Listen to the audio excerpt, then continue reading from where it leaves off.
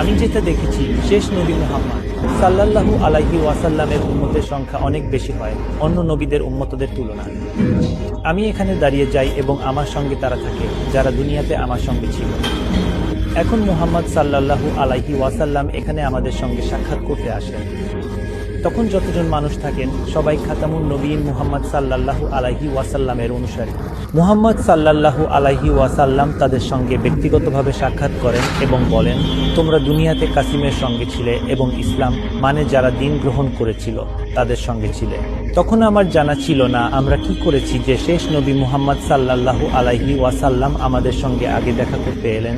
তবে সেই সময় তখন আমার কিছুই বুঝে আসে না, কিছুই বুঝতে পারি না, কিন্তু আজ আমি স্পষ্টভাবে বুঝতে পারি সম্ভবত সেটা ইসলামকে আরও উচ্চতর, মহান ও সম্মানিত স্থানে নিয়ে যাওয়ার কোনো গুরুত্বপূর্ণ কাজই ছিল।